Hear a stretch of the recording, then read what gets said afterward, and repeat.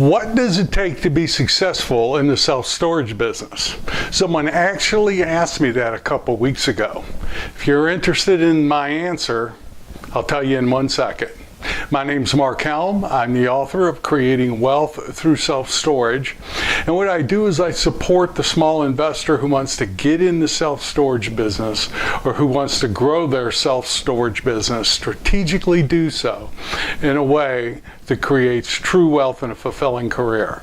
I have training, free and paid for, at creatingwealththroughselfstorage.com and thequickstartacademy.com.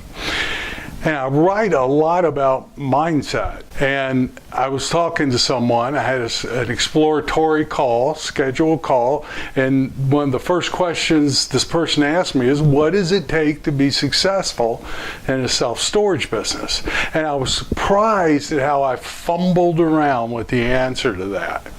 Given all I've written about it, you would think I'd have just things to say right on the tip of my tongue, but I fumbled around for a little while before I really got to what I was trying to say. And if I could do it all over again, I would probably say something like, it's not what you know about the self-storage business that makes you successful, although you've got to know a lot about the self-storage business. What I've seen the difference is, the big difference is if you have a fundamental belief in yourself or an underlying belief, something along the lines, if one person has done it, then that means I can do it.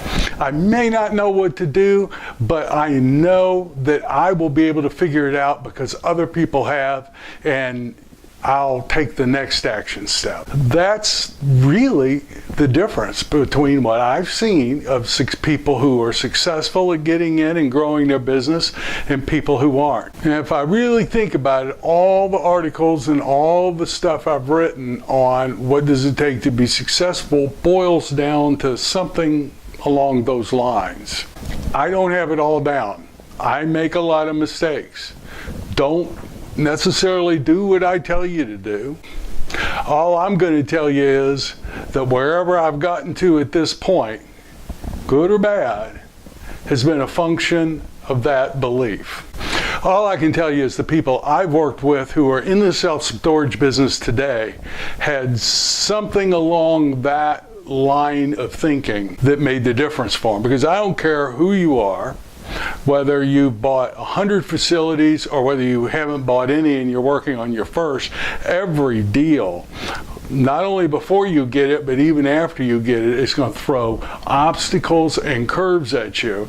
And to step out and grow and become more than you are now, you're going to have to put yourself in uncomfortable situations and in situations where you never have done what you're going to do. And you're going to have to be able to rely on yourself. Yes, you'll have support, but you're going to have to be able to rely on yourself to be the person that no matter what comes at you, who you are for yourself is, you will get it done. That's who you are, then you can be successful at anything, but especially the self-storage business.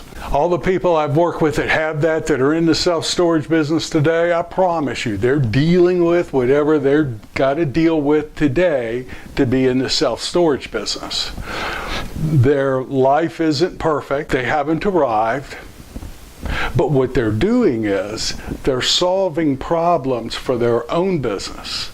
They're solving problems that will increase their net worth, that will increase their cash flow. And when they stop and really get present to that, then whatever they're dealing with that particular day doesn't look so bad. So how does that look on the court?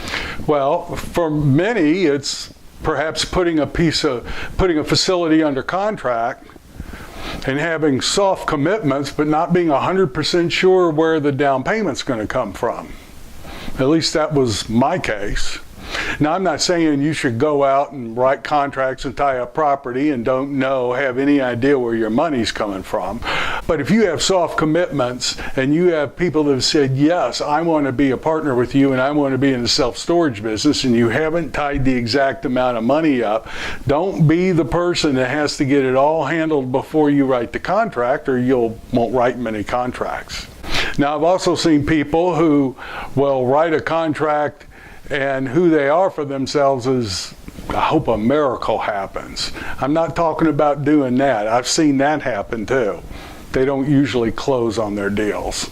It may look like you don't necessarily know all of the steps you've got to go through in the due diligence period, but you'll take on a 30 or 45-day due diligence period knowing that who you are is someone who can sure enough find out what the heck to do and do whatever it takes to get it done in that 30 or 45 days. Sure, you'd like 60 or 90, but you've got 30 or 45. Are you going to pull the trigger or not? It might look like, I've looked at so many storage facilities and I can't figure it out. So this self-storage thing doesn't work.